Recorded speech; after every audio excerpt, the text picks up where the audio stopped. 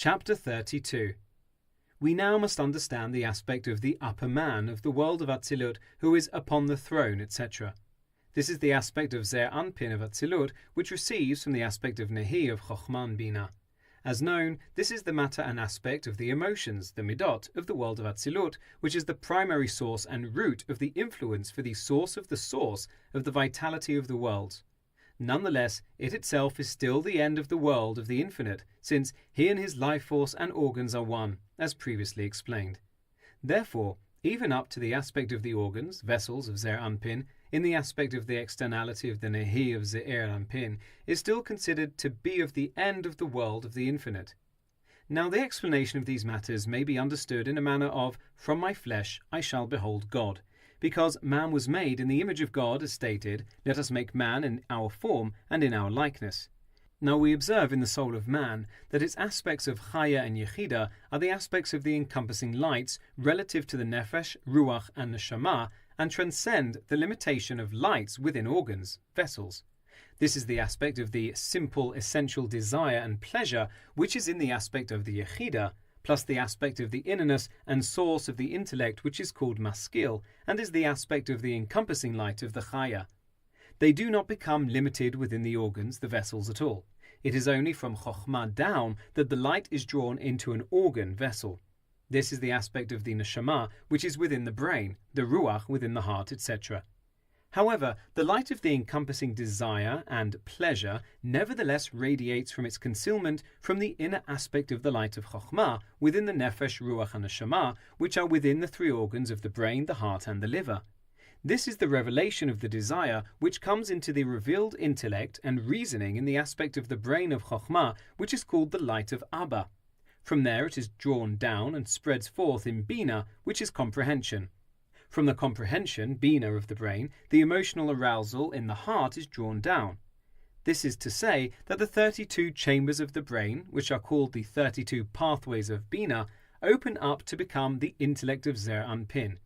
This is because the intellect, Mochin, divides into four, i.e. Chochmah, Bina, Chesed and Gevurah.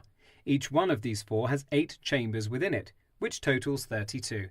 It is for this reason that the heart is called Lev, heart, Lev, Lamed Bet, because its source is in the 32 pathways, Lamed Bet Shvilin, which are the 32 chambers.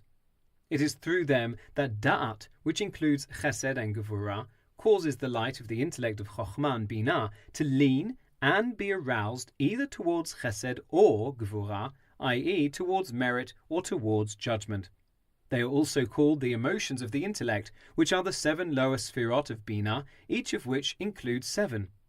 These are the 50 gates of Bina. However, all this is one related matter, except that the 50 gates of Bina still are within the comprehension of Bina, such as the kindnesses which are concealed within Yesod of Ima. In other words, this is the aspect of the arousal of love, as it still is within the intellect and comprehension. It is thus considered to be concealed and hidden within comprehension. Afterwards it comes out into revelation as an actual arousal of the attribute of love within the heart, which is called Zer Anpin. In this fashion, the aforementioned 32 pathways come out in a revealed way to the heart from the concealed arousal of the brain, and it is for this reason that it is called Lev, heart.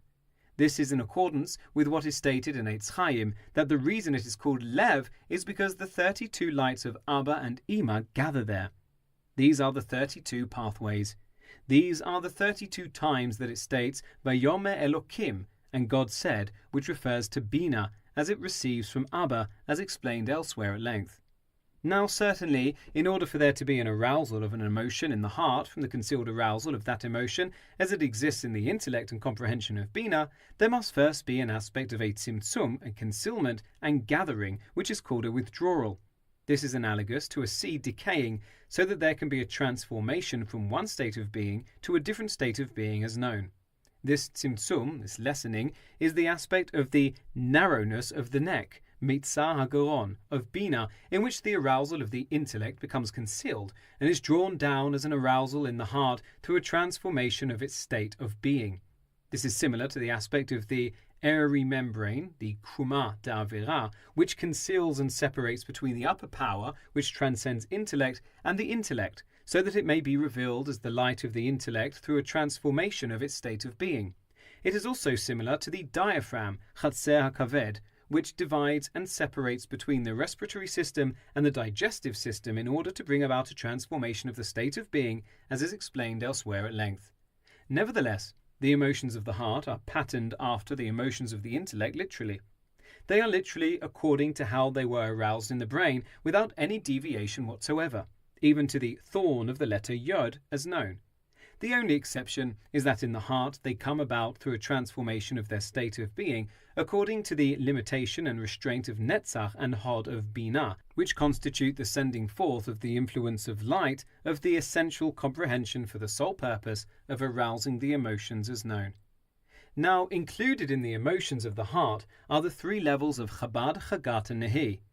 These are the Muskal, the intellect of the emotions, the Murgash, the felt arousal of the emotions, and the Mutba, the natural response of the emotions, which were mentioned previously. Each of these consists of three vessels, inner, middle, and external, as explained previously at length. However, even the aspect of the externality of the vessels of Nehi of the heart, which is the aspect of the arousal of the kindness and love of the heart as it comes to be expressed as influence to the outside, which is called Nehi of the chest as it is expressed within the thought, speech, and action, which comes about through the externality of the organ of the heart, which is the aspect of the Mutba, the natural response of the emotions, of the breath of the chest of Ze'anpin of the world of Atzilut, about which it states, he and his organs are one, is none the less all still in an aspect of infinity, Ein Sof. By way of analogy, this is similar to man below. When the essential desire, which is in an aspect of the encompassing light of the aforementioned Yechidah of the soul, radiates and comes into revelation in the brains of Chokhmah and Binah to the point that it descends and constricts within the smallness of the brains of Netzach and Hod of Chesed, as it is felt in the heart, which is the breath of the chest, we find that even there the essential desire radiates. This is because, as we observe, the desire is felt even in the breath of the heart. This is called Ruta de Liba, the desire of the heart, which is the fact that his heart lusts in a felt way for something good and loathes that which is bad and despised because of the absence of desire for it in the heart. This being the case, we find that there is an instantaneous unification and bond between the original source of the essential desire and the external breath of the heart, as if they are literally one thing. Through this analogy, we may understand the upper man, which is the aspect of Ze'anpin. Regarding the heart of Ze'anpin, it states, and he said unto his heart, thus causing it to lean toward kindness. Likewise, a different verse states, and he saddened his heart, thus causing it to lean toward judgment and the like. We find that within the aspect of the externality of the vessel of Netzach and Hod of this heart, there is a radiance of the aspect of the simple essential desire of the essential self of the infinite light which preceded the first Tzimtzum. This aspect was mentioned previously in chapter 10 in regard to the aspect of Yachid and Echad, etc., through the analogy of the essential desire for kindness as it exists within the essential self of the human soul, etc. This being the case, even up to the aspect of the externality of the heart of Ze'anpin, it is still completely considered to be the end of the world of the infinite, Olam HaEn Sof. This is because he and his organs are one, just as it is in man, whose heart is one with his essential desire. This will suffice for those of understanding.